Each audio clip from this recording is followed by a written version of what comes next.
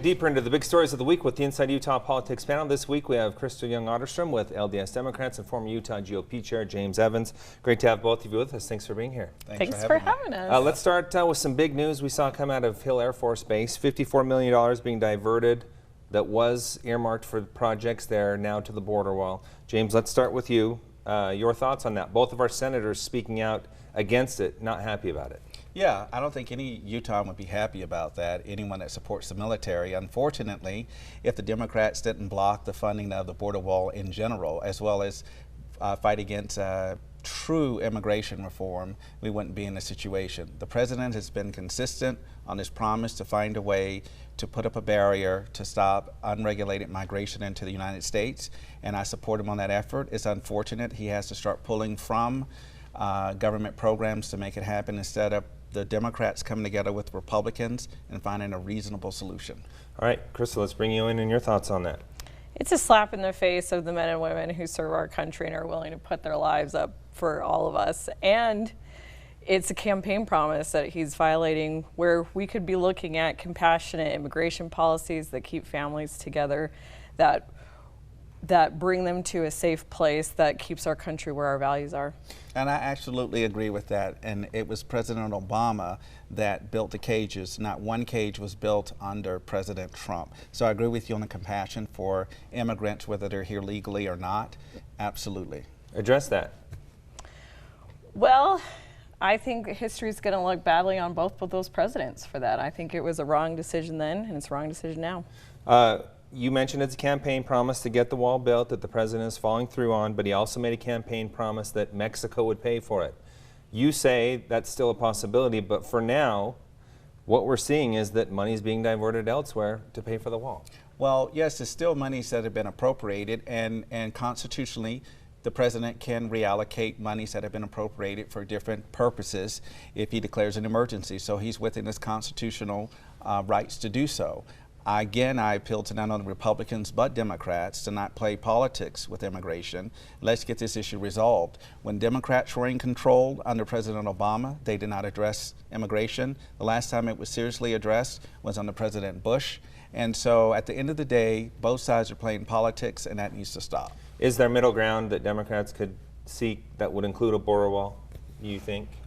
History doesn't look kindly on wall builders. And I think that that's something that both parties should be looking at as they consider their policies. I mean, when it comes down to who is coming here and who's not, we're making wrong decisions here. I mean, President Obama did too, President Trump did too, and it's time to make the right choices. Well, I think good fences make good neighbors, but that's just what I was taught.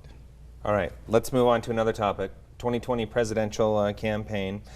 Utah Policy Poll, running a poll comparing President Trump to some of the Democratic candidates, showing that he actually trails in Utah two of them. That would be Sanders and Booker, and then a statistical tie with Biden and Warren. Do you buy into that poll? No, that's rubbish. President Trump will win Utah again. To be fair, the article did point out, but still published the poll, that it was very unlikely. Your take on that? Well, the majority of Utah voters did not vote for Trump last time. They voted for someone else. The problem is they didn't get behind everybody else, and so he still got the majority of that 47% and gave him our electoral college votes. So is the poll rubbish? Maybe, but it's actually pretty close to what the actual numbers were.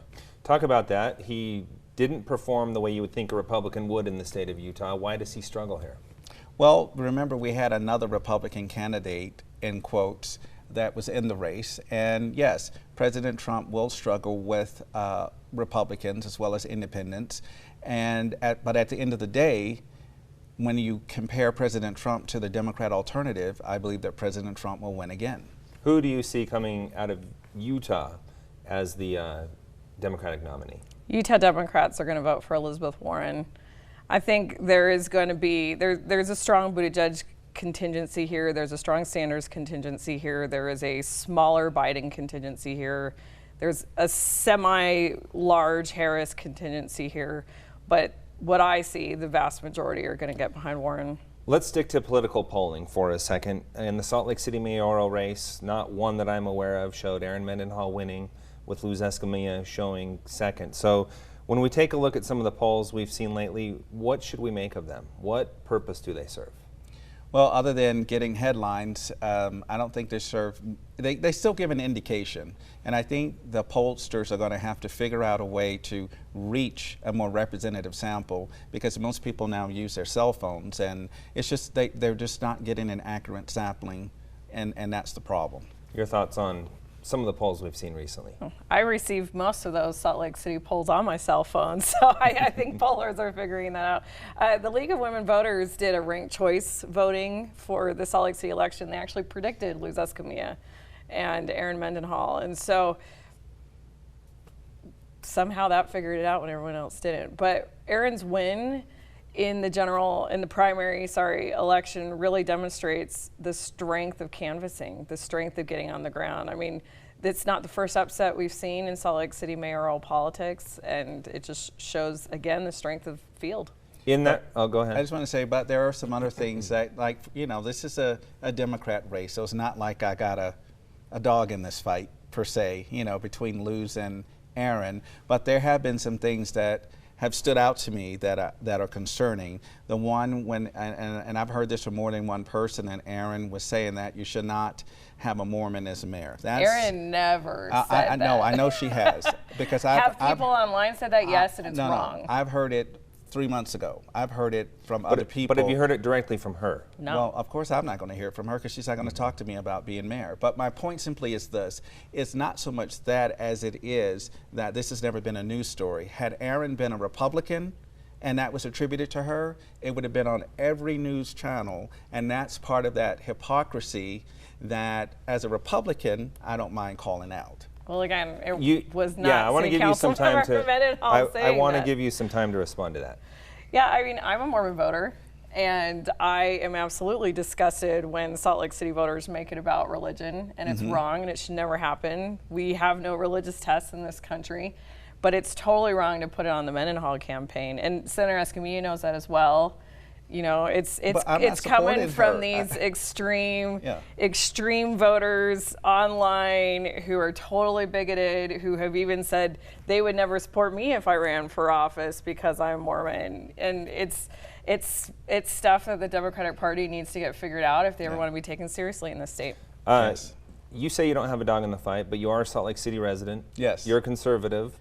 Where does conservative vote turn in this race? That's always been a difficulty. Is we have approximately 50,000 Republican voters in the city, and when it comes to the mayor's race, they're just ambivalent. It's like, well, which Democrat do I vote for? And that's part of the problem. I think some of the things that they will be looking at is when we look at the homeless issue, when we look at the inland port issue, and we look at those that have been in city government and how they handled those. And frankly, like the inland port, I mean, the Salt Lake City got rolled on that. I mean, they could have gotten so much more out of that negotiation, but they weren't even at the table. And I believe Aaron was the chair of the city council at that point. And well, let me back up. I don't want to come across as if I'm just going after Aaron. I'm just saying what I think people are going to be looking at. The homeless issue, it was a problem for years, and it was not addressed. And I think as Republicans, we're saying, who's going to make sure that we have religious tolerance? Who's going to make sure that we have a good economic climate? Who can negotiate a better deal, improved deal, I should say, with the inland port? For instance, do you know we can make that a green port?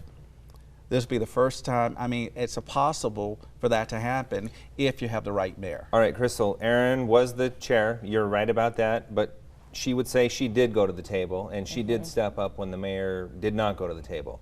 Your thoughts I think there? she said on the debate that the debate commission put together was that we were about to lose everything, and she walked it back.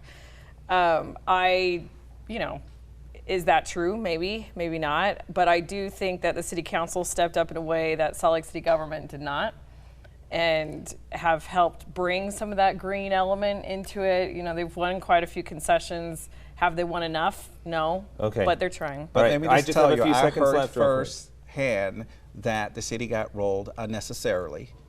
I The- know the that city as pulled a out fact. of negotiations. I know that as a 100%. fact, That's and it's yeah. unfortunate. Okay, we have a few seconds left.